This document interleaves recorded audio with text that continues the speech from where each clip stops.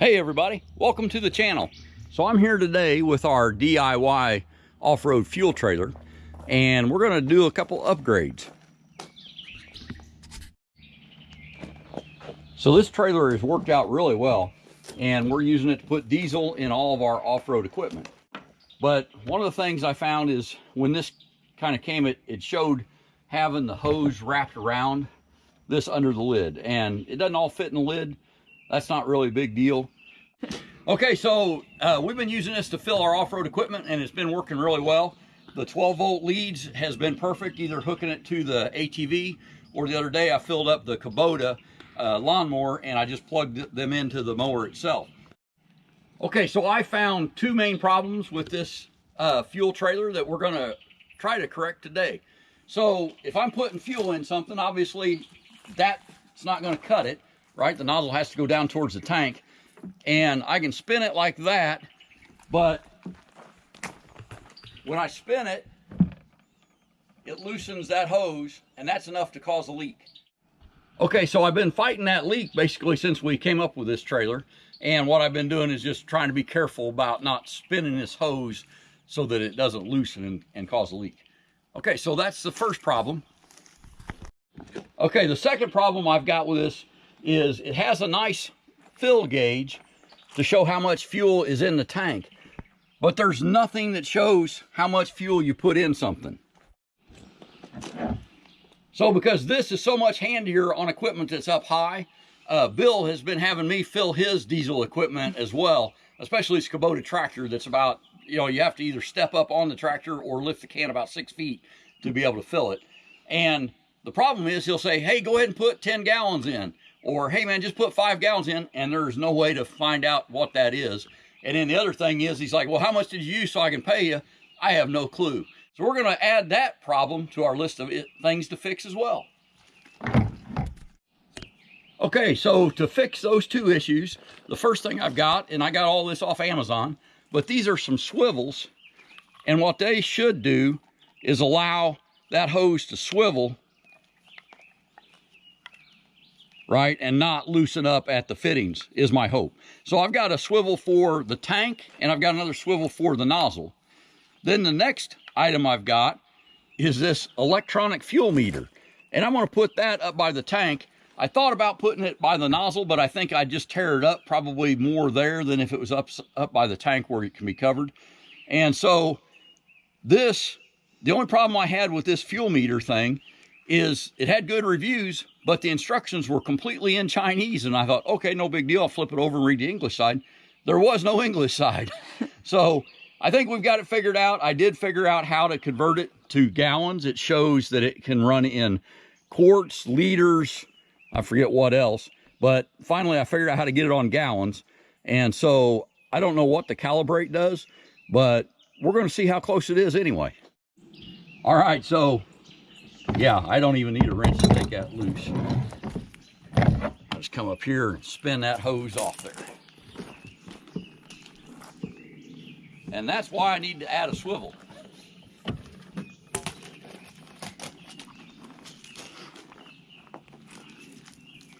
Oh, now you missed me. All right, so we had to go get some parts, but what I've got here is this elbow that comes out of here is 1 inch. And the hose on this end is 1 inch, but on the nozzle end it's 3/4, and all my little parts and pieces are 3/4. So we're just gonna throw a reducer in here. And I got this Teflon tape that's supposed to work for petroleum products. So my understanding is the white Teflon tape is just for like gas and water.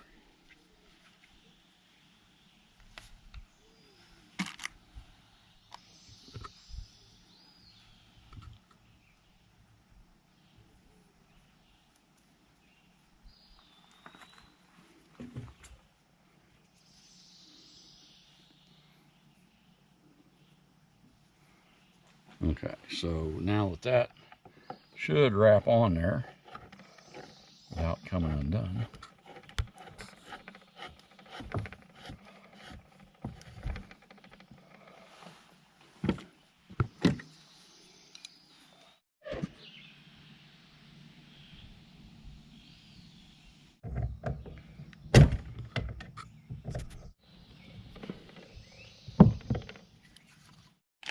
The next fitting we'll use is a 3/4 close nipple. And the direction for the fuel to flow through is marked by that arrow. So we'll put this in, and actually I'll put some Teflon tape on it also. This blue Teflon tape is also supposed to be good if you're doing propane, is what I was told.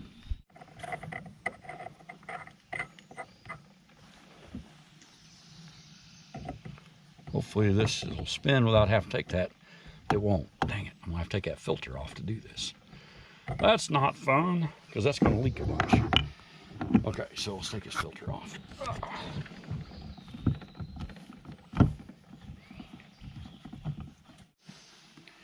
Okay, now we can put our fittings together. So the arrow's going the right way.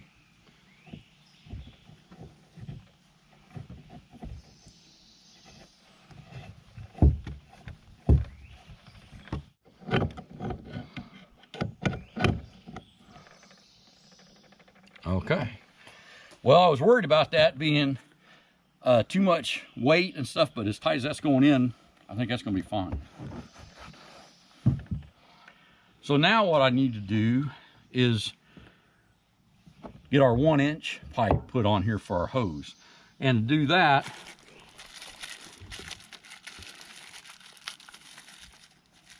I've got a bell reducer to go from 3/4 back up to 1 inch.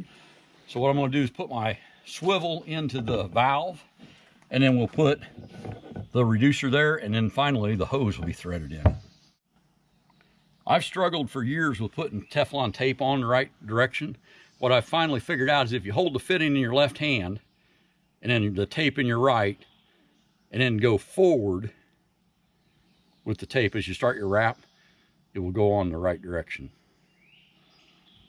If you wrap it on backwards, when you go to thread in your fitting, the tape just unwraps. The other thing I like about this blue tape is it's a lot thicker than the little white tape that comes with a lot of these fittings, and it's a little easier to get on without it wadding up.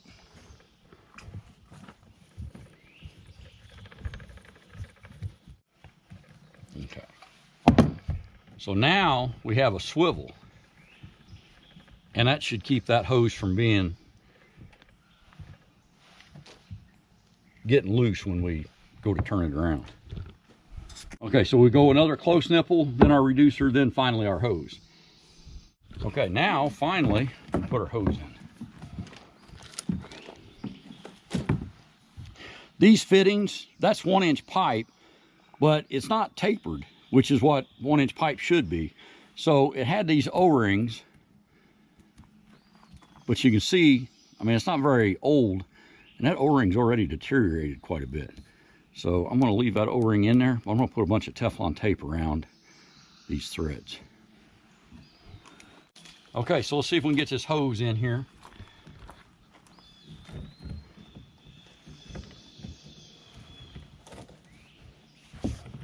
Oop, had it, and then the swivel got me.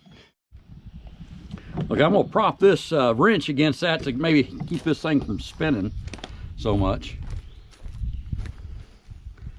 And then we're just going to work this hose in as far as we can. Okay, so let's try and hold this one from spinning, and then use this big adjustment wrench to tighten the hose up.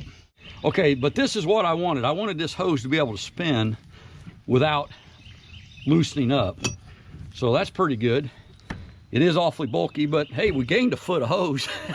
The other day I was trying to fill something up and I could have used that foot. So we'll see how this works now. We'll put the swivel on our other end, which will be a lot simpler.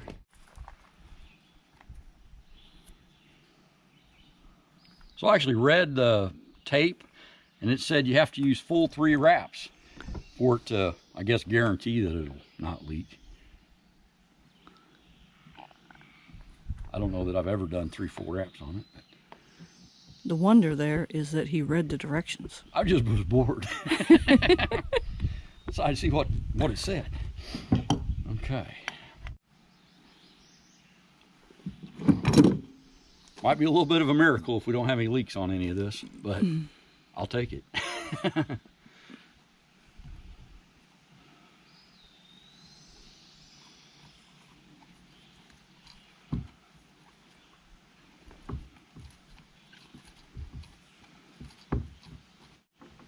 Okay.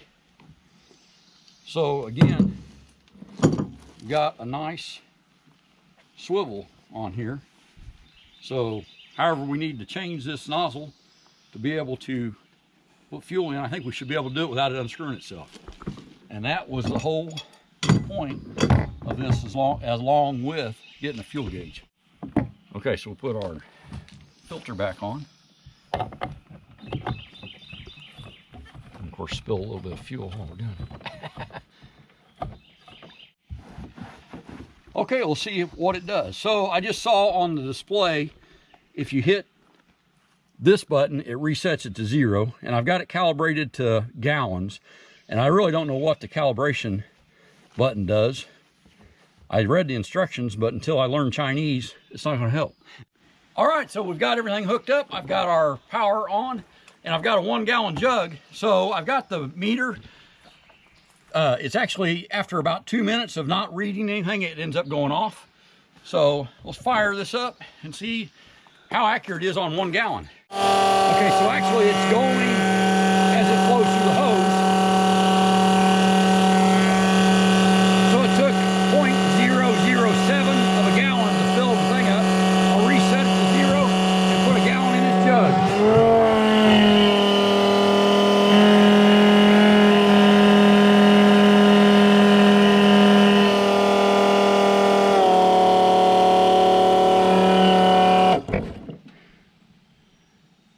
So that says it took 0.045, and that's about right, because look how much foam you get with this. This might not be a great way to do this, because this thing wants to pump a lot faster. But look at this, there's no leaks.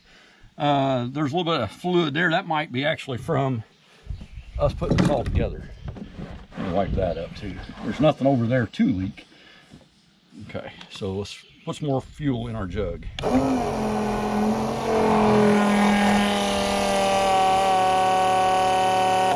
Okay, and this is not going to work just because of the amount of foam we've got.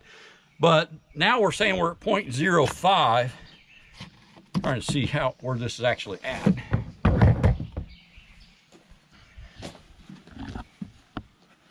So that's actually almost a gallon, and it's saying 0.056. I'd feel a lot better if it was a half a gallon.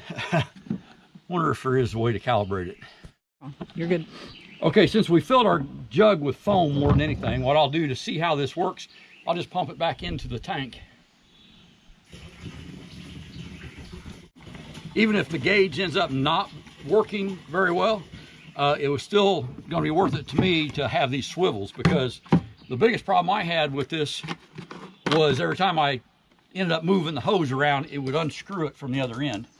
So let's reset our gauge, and we'll just circulate this for a while. So the flow rate, it's saying it's basically 0.4 of a gallon an hour, or I mean a minute. So I'm going to say our decimal point at least is in the wrong spot, because I'm sure it's pumped at least 2 gallons now. So it's pumping 0.4 of a gallon a minute. So that would have been it should have been at least a gallon.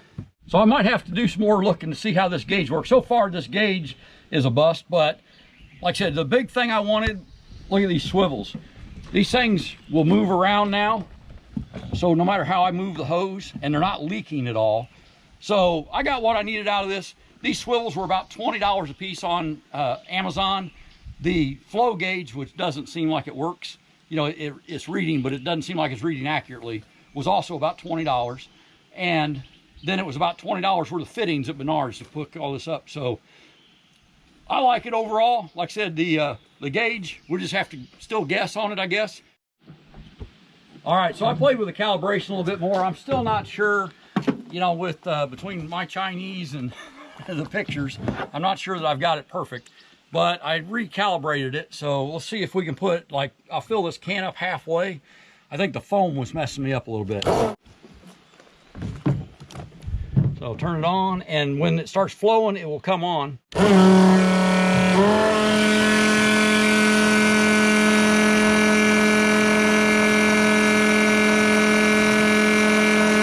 should be a gallon.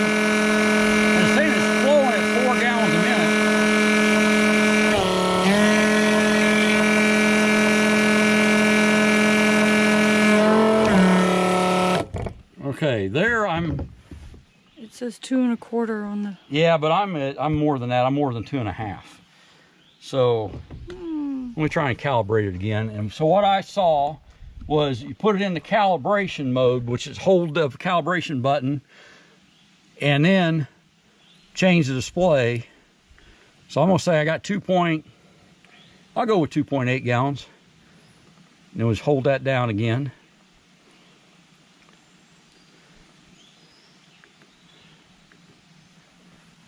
Let's just put another gallon in it.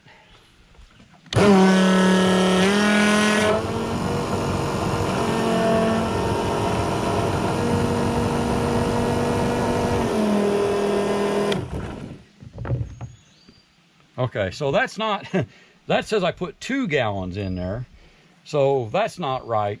We'll have to keep playing with this. So, but overall though, you know, I would like the gauge to be a little better, but there are higher rated ones on Amazon. But for what I really needed, which was to have it stop leaking when you move the hose around, this has accomplished the goal. So overall, the fittings get a thumbs up, the gauge gets a thumbs down. I wouldn't buy that gauge. Again, it was cheap. It was, I think it was right around $20, $22.99 probably, or something like that. Not a big investment, but it's pretty chintzy. And also, I've seen some of the reviews I read after I got it that, you know, they say it's not watertight, so it can definitely end up blanking that screen out.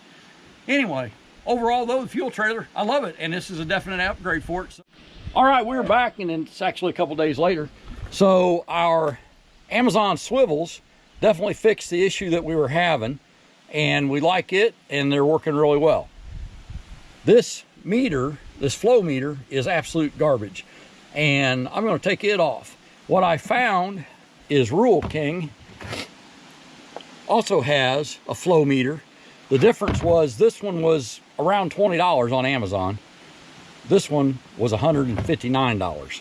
So the nice thing is it has a 3-year warranty, and it's already calibrated in gallons. It has one button that basically just resets it. So let's get this on here and see how it goes. All right, well, we've got the new Rural King $160 fuel flow meter in now. So let's see how this works. So just tap it to come on, or it's supposed to come in on with the, once the flow starts, and it is already preset at gallons, and it's also already pre-calibrated, it says. So I'm gonna put about 2.5 gallons in this can and just see how close it is.